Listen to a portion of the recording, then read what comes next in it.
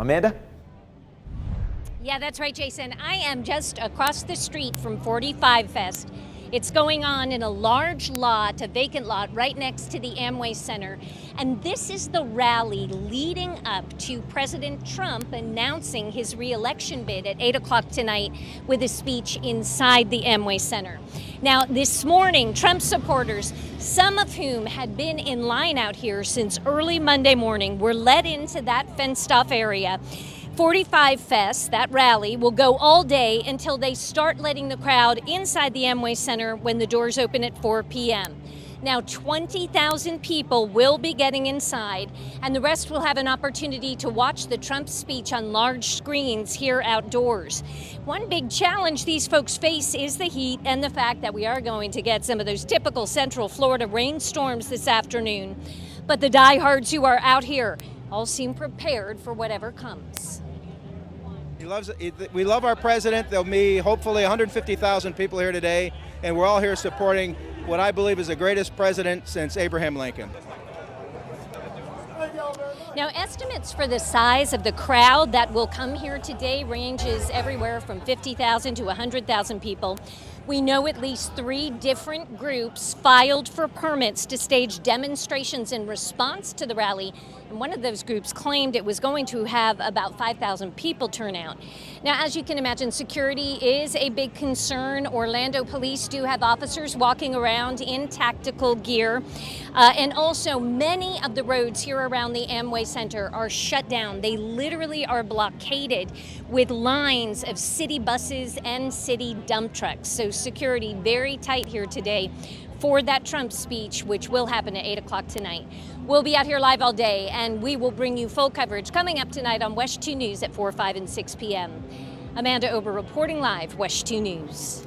All right, Amanda, and with the president here, you know it's going to have a big impact on traffic. Let's take a look at our first alert traffic computer. Here you see some congestion already in that area. Those are the streets marked in red and yellow. Major streets near the Amway Center are either shut down or have partial closures. That includes Church Street, Pine Street, South Street, and Huey Avenue. The I-4 westbound ramp at Church Street is also impacted.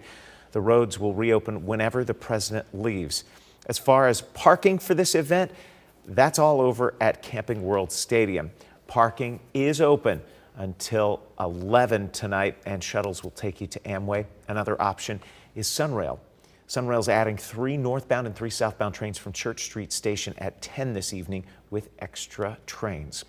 And if you're heading out to the airport for a flight, you might want to leave early and give yourself plenty of time. Orlando International Airport says the arrival of President Trump and Vice President Mike Pence could impact access roads around the airport starting early this afternoon.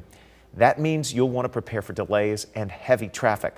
Immigration will likely be a topic during President Trump's rally today. Just last night, the president tweeted that ICE agents will start removing millions of immigrants who are living in the U.S. illegally. The president and the White House have offered no specific details about how the planned roundup would work.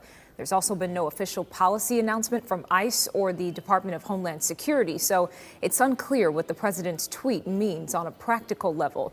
If the plan does happen, there's no word yet on where the undocumented immigrants will be housed as they await deportation. Protesters have rallies planned throughout the day. One of those is from the group Latinos United. They're getting support from Democratic Congressman Darren Soto. We saw him take part yesterday as he read off a laundry list of criticisms of White House policies, from caging children to separating families to the failure of disaster relief in Puerto Rico, he says. Soto told us the group is looking to send a stern message. That we're a diverse community, that we're proud of our diversity, that we believe in equality, that we believe in economic opportunity, that we believe in love over hate, and his divisive politics is not welcome here. As far as security goes, Orlando's police chief says they'll make sure everyone's First Amendment rights are held up, and the department plans to treat this event as they would any large gathering. And while President